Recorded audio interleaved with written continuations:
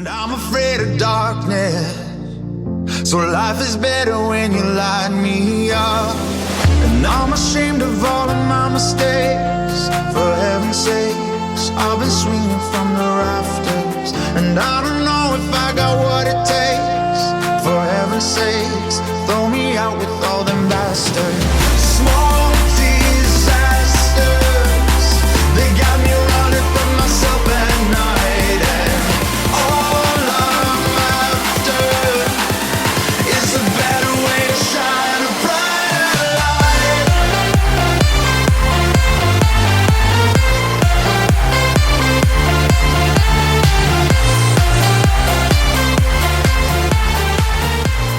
Olá, e aí, como é que tá? Tudo bem? Sejam bem-vindos a mais uma aula implacável aqui no YouTube. Eu sou o professor Pablo Leonardo, sou professor de informática e essa aula se destina ao concurso da Guarda Municipal de Palmas, no Tocantins. Bom, pessoal, na primeira aula a gente resolveu 9 questões da banca organizadora, VUNESP, e agora eu estou de volta para a gente resolver mais questões dessa mesma banca organizadora. Ok? Vamos lá então? Questão 10. Existe uma parte da internet considerada como uma internet invisível, também chamada de Deep Web. Assinale a afirmação correta relacionada com a Deep Web. Pessoal, alguns termos aqui, ó. Web, Deep Web e Dark Web. Esses são 3 termos que a nossa banca ela cobra muito. A VUNESP ela cobra muito isso. Então a gente tem que ter um profundo entendimento disso aqui. Tá certo? A primeira coisa que você precisa entender é o seguinte, quer ver? Vamos fazer um negócio aqui legal. Ó, isso aqui era a continuação da outra aula. Vamos lá, a gente sabe, pelo menos assim, né? Ouve falar muito de internet. O que é internet? Internet é a rede mundial de computadores.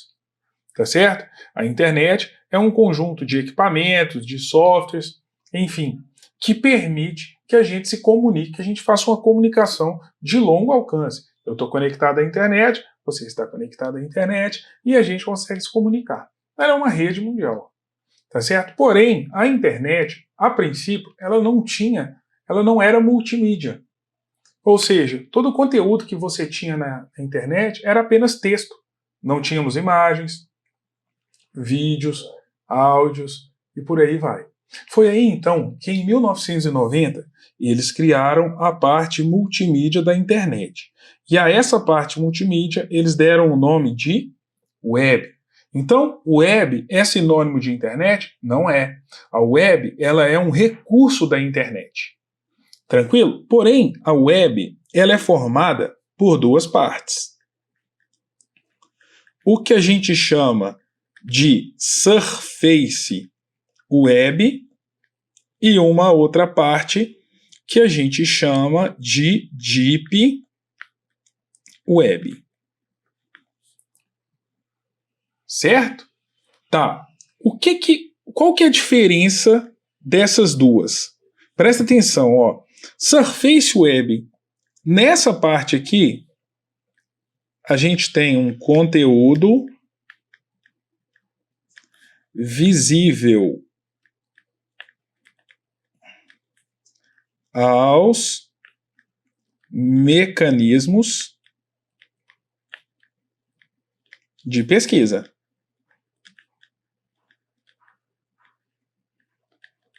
Tá? Tipo Google, Bing, por aí vai. Então o que eu quero te dizer é o seguinte. Esses sites de pesquisa, eles conseguem indexar, eles conseguem encontrar o que está na Surface Web. Então quando você vai lá no Google e faz uma pesquisa por um termo qualquer, todos aqueles resultados da pesquisa, na aula anterior eu te mostrei lá 130 milhões de resultados. Tudo aquilo está na Surface Web. Porque o que está na Deep Web, a gente pode falar que é um conteúdo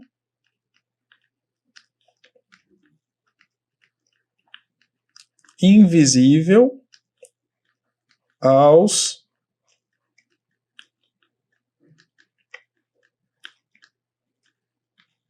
mecanismos de pesquisa. Pronto. Então quer dizer que quando eu tenho um conteúdo na Deep Web, o Google não acha, o Bing não acha e por aí vai. E para eu entrar na Deep Web, eu preciso usar um navegador específico chamado Tor Browser. Então, Google Chrome, Firefox e por aí vai, não adianta. É como se o conteúdo fosse muito profundo. E só esses mecanismos de pesquisa tivessem, só esse browser, o Tor, tivesse acesso a isso. Beleza? Então, ó, a gente sabe que o conteúdo é invisível aos mecanismos de pesquisa, para começar, e a gente sabe que não é todo navegador, ou os navegadores normais, como o Microsoft Edge, o Bing, o Microsoft Edge, o Google Chrome, o Firefox, não conseguem acessar, a gente precisa de um browser específico. Quando a gente está navegando na Deep Web, a gente tem total anonimato. Por quê? Porque as nossas conexões aqui dentro, elas são criptografadas. Então aqui dentro você pode fazer o que você quiser, você pode escrever o que você quiser, você pode publicar o que você quiser, porque eles não têm como descobrir que foi você. Até por isso, por essa característica que ela tem, né, de manter aí o anonimato dos usuários, vamos falar assim, muitas das vezes ela é utilizada de maneira maliciosa. Muitas das vezes ela é utilizada com intenções duvidosas.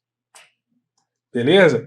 E uma outra coisa, a Deep Web e a Dark Web, elas não são sinônimos, não. A Dark Web, ela faz parte da Deep Web. E aí a gente fala que na Dark Web é que está o conteúdo malicioso. Então, por exemplo, vamos lá. Todos os sites que estão dentro da Deep Web, né, eles não são acessíveis aos mecanismos de pesquisa e tal. Porém, ali você tem conteúdo que é malicioso e conteúdo que não é. Por exemplo, sites que vendem números de cartão de crédito, sites que vendem cadastro das pessoas, sites que vendem drogas, armas, por aí vai. Só que esses maliciosos fazem parte do que a gente chama de Dark Web, que está dentro da Deep Web. Então, se a banca vier falando que são sinônimos, não são. Legal. 7 minutos de revisão, hein? A Deep Web tem como sinônimo Dark Web. Não existe diferença. Existe sim. Ela é acessível pelos mecanismos de busca tradicional. Não é. Ela é uma zona da internet que pode ser detectada e acessada facilmente por qualquer motor de busca? Não. Na Deep Web o conteúdo é invisível e sempre mais inseguro e ilegal. Legal. A maioria das páginas presentes na Deep Web é mantida oculta do navegador de internet para proteger informações e privacidade do usuário? Não. Né? Nada disso. Então, a resposta é a letra D. O conteúdo é invisível. O conteúdo invisível, né, é sempre mais inseguro e ilegal, por isso invisível. Beleza? Passando aqui para a próxima. Questão 11. O URL possui algumas partes, como a que identifica o protocolo utilizado. Essa parte é denominada... Gente, aqui nem vale a pena a gente ficar questionando demais. Mas quando a gente fala esquema, a gente está falando do protocolo. É o esquema que está sendo utilizado para visualização da página. Então, quando a gente tem lá https www, ou no lugar do https a gente teria o http, então essa parte é o que a gente chamaria de esquema. Tá certo? Ou protocolo. Ok? Então, tá aqui. Essa aqui foi até rápida. Vamos mais. 12. A tecnologia VoIP. Voz, presta atenção, olha como é que ele explica. Voz sobre IP. Vem sendo amplamente utilizada e tem como principal finalidade. Pessoal, nosso edital não citou especificamente o VoIP. Porém, a gente acabou de sair de uma pandemia. E se você olhar bem, essa questão que eu estou resolvendo agora, ela é de 2022, um concurso de investigador de polícia. Polícia Civil de São Paulo, quem elaborou? O VUNESP. A gente, na pandemia, a gente passou a ter a possibilidade de trabalhar remotamente. E hoje em dia, as grandes empresas, também os órgãos públicos, perceberam que é totalmente possível trabalhar remotamente. Porém, é necessário a gente usar algumas tecnologias para manter a equipe unida, por mais que esteja distante. E é para isso que a gente usa as ferramentas de VoIP, como, por exemplo, o Skype.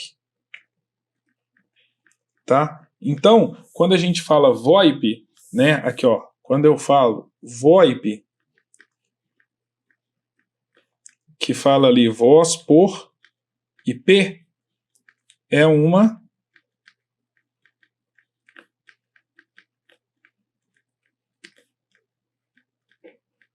telefonia pela internet.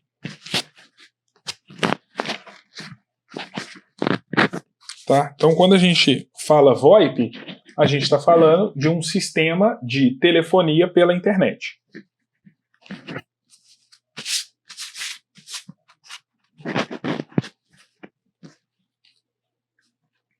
Então ele fala assim, tem como principal finalidade trafegar por meio da internet sinais de voz convertidos em sinais digitais. Bom, nós estamos trafegando voz pela internet, faz sentido. Servir como meio alternativo para aplicação de jogos? Não. Trafegar dados referentes a cirurgias? Não. Servir como meio alternativo para streaming de vídeos? Não.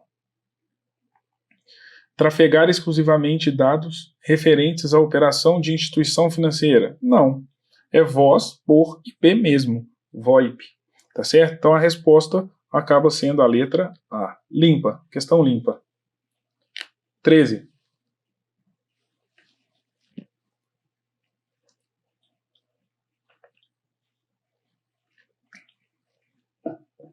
Considere uma mensagem em preparo por meio do software de correio eletrônico do Gmail. A nossa prova, gente, ela cobra um software, ela cobra conceito de e-mails e ela cita lá o Zimbra. É um software bem antigo também, né? Porém, a gente não encontra questões acerca desse Zimbra. Então eu acredito, né, que dificilmente a FUMARC vai colocar... a FUMARC não, perdão, gente, a VUNESP. Eu penso VUNESP e falo FUMARC. A VUNESP vai colocar o Zimbra aí. Tá? Eu acho que se for colocar essas questões de correio eletrônico, ela vai abordar de uma forma mais genérica mesmo. E aí ela fala assim, o remetente da mensagem deseja utilizar o recurso de inserir o quê? Uma assinatura disponível nesse software. Então inserir uma assinatura sua. Nesse caso, o ícone presente na janela de escrita das mensagens deve ser selecionado esse aqui é para a gente inserir imagem, esse aqui é para a gente inserir anexo, esse aqui é para a gente inserir link, isso aqui tem a ver com o Google Drive, que é para você inserir um arquivo que está no Google Drive, e essa letra E aqui é de fato a parte das assinaturas, que é para você inserir uma assinatura, até porque o ícone é uma caneta, então não tinha mistério, né? Acaba ficando fácil aqui. Gente, nem sempre a gente consegue chegar numa resposta de cara.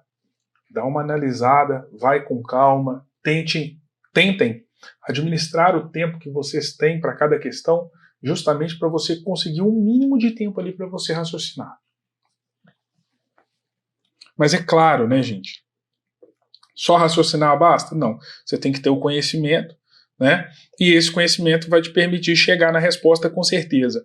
Agora, é possível que mesmo tendo conhecimento, você fique em dúvida entre 2, 3 alternativas, e aí nesse caso é que você vai usar o seu raciocínio. Questão 14 é uma questão também de correio eletrônico, é uma das preferências da nossa banca. Considere que um usuário de correio eletrônico escreveu uma mensagem com 2 destinatários, um no campo para e outro no campo com cópia. Além disso, anexou 2 arquivos à mensagem nesse caso. Então, assim, na mensagem, nesse caso, bom, é o seguinte. Aqui tem um de Zé, que é o destinatário. Ele mandou para e mandou CC. Então, Ana e Júlia. Tá, uma no para e uma no CC. Esses nomes aqui eu inventei, né? E anexos.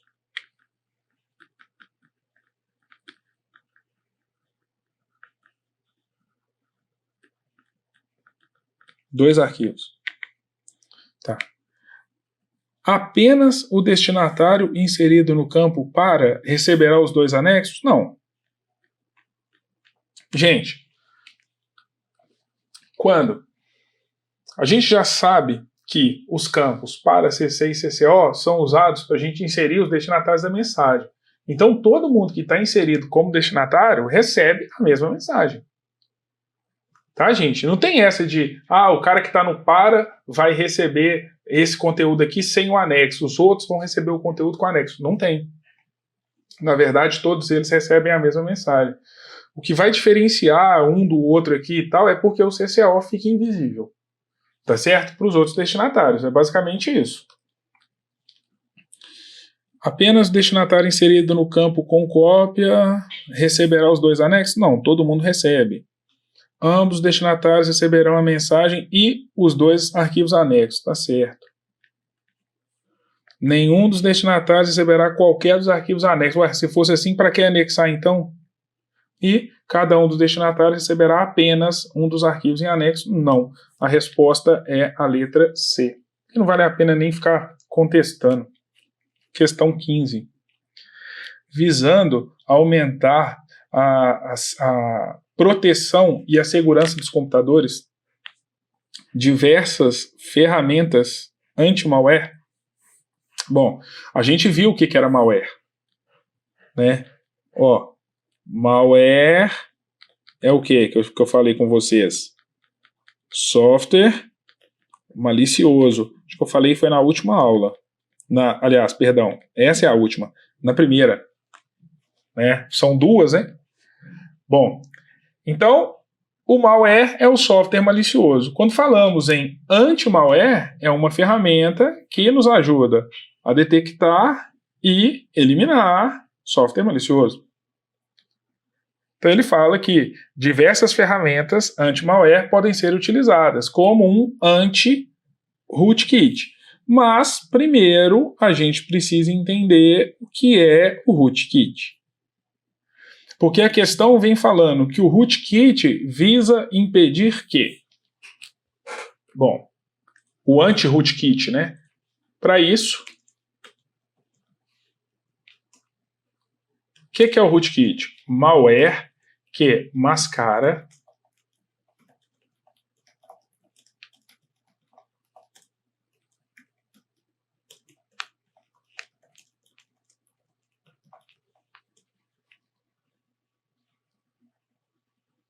o rootkit, gente, é um malware que ele mascara, ele disfarça, ele esconde a existência de softwares maliciosos dentro de um computador. Então, quando você tem um computador que está infectado com o rootkit, a sua ferramenta de segurança, ela perde um pouco a eficácia.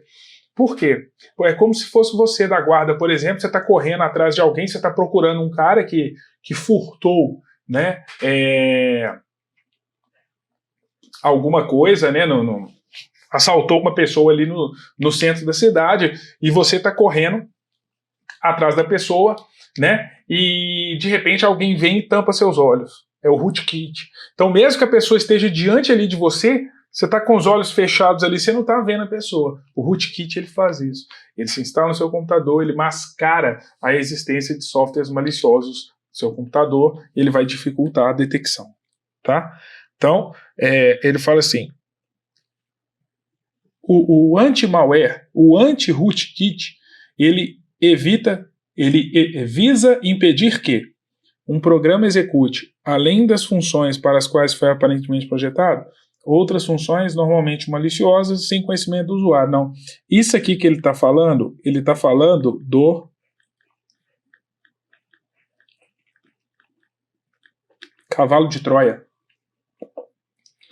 Um conjunto de programas e técnicas escondam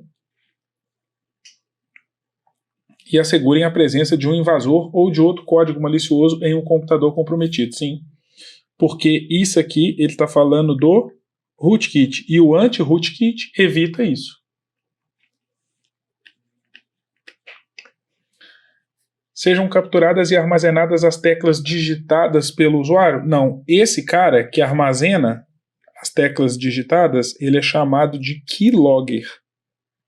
Sejam capturadas e armazenadas posições do cursor e a tela apresentada no monitor, nos momentos em que o mouse é clicado. Não, esse aqui já é um outro chamado screen logger.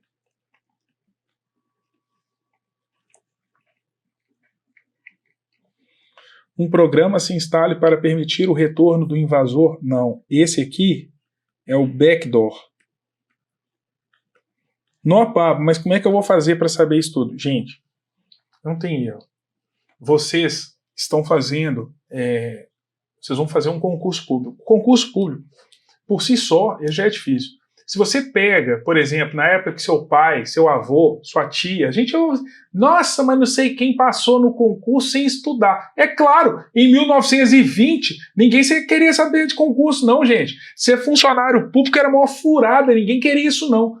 Na época era assim, nossa, não sei quem trabalha numa grande indústria. Nossa senhora, o cara entrava para Fiat, o cara entrava para Ford. Gente, isso aí era ganhar na loteria, né? Agora, ninguém queria ser servidor público. Isso aí era furada. Tá doido? Não. Agora, hoje em dia, não. Hoje em dia é o supra-sumo, hoje em dia é o ouro, hoje em dia é o diamante, todo mundo quer. Então, não se sinta pressionado, porque, meu irmão passou, né, há 10 anos atrás, meu pai passou. Não. Deixa eu te falar. Outros tempos, pessoas diferentes, entendeu? Concursos diferentes, fica assim, não. Nós vamos fazer o nosso e vamos passar. Mas não tem que ficar comparando e deixar eles ficar, porque não sei quem passou. Fala assim, cara, dane-se não sei quem, a minha vida é minha vida. Entendeu? Eu não te dou o direito de você ficar comparando a minha preparação com a de outro sujeito. E é isso. E você também não deve fazer isso. Gente, são pessoas diferentes, são vidas diferentes, são situações diferentes. A gente tem que fazer o nosso, sem ficar olhando para o que o outro, para os nossos ancestrais fizeram para ser aprovados. Mas, o que eu te falo é o seguinte, o ser concurseiro virou uma profissão. Hoje em dia a galera está profissional. E você simplesmente pegar e achar que você, pegando, eu vou fazer uma listinha de exercício e eu estou preparado. Não tá.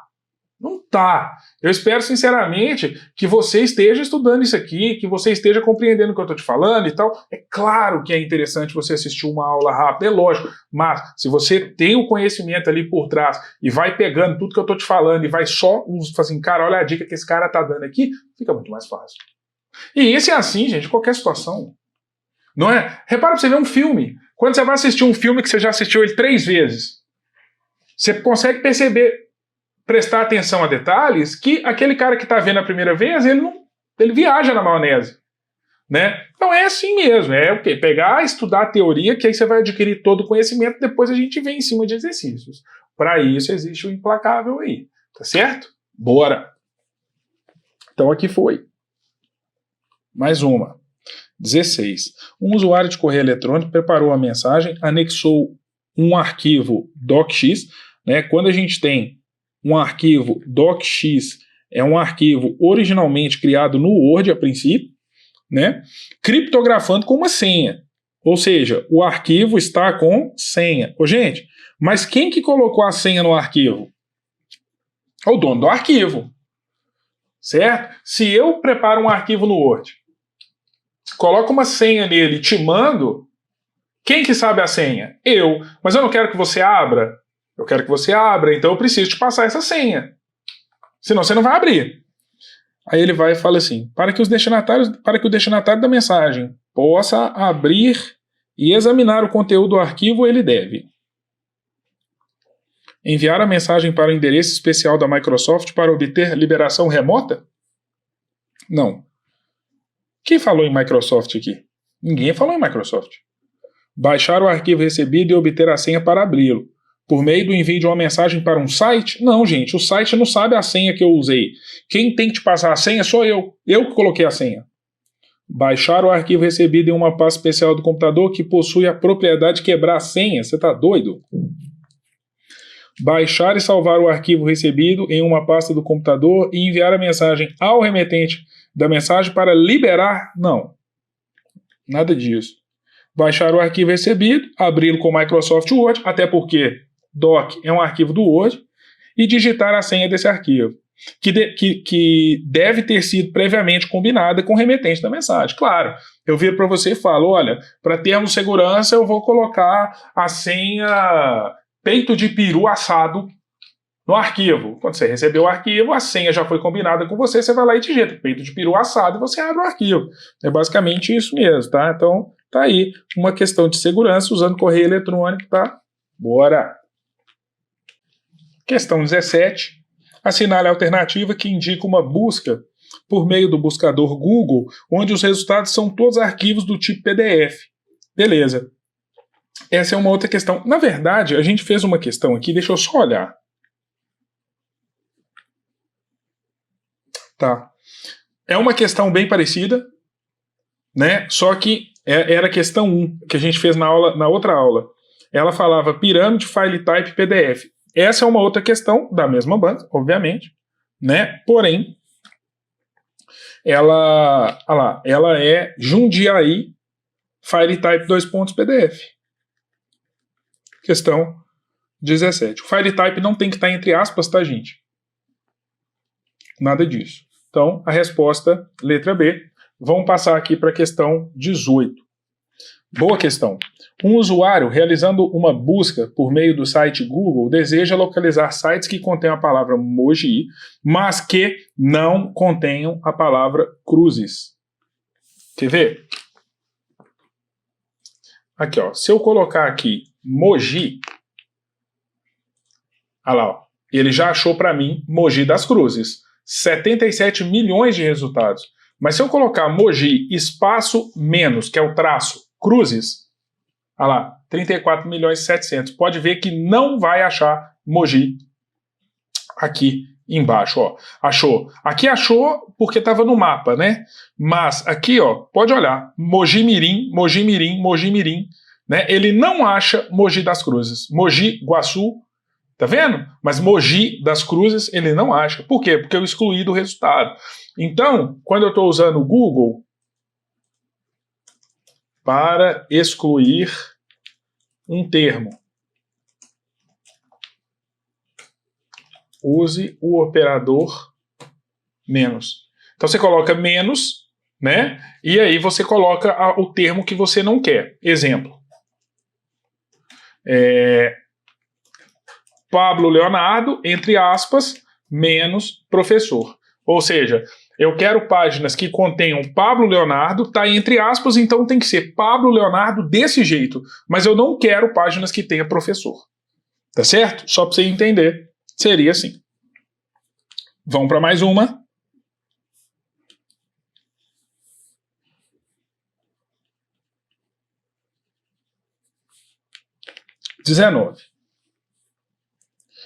Assinale a alternativa que apresenta uma forma de pesquisa mais restritiva a ser feita pelo site no Google. Ou seja, mais específica, mais restrita, mais direcionada.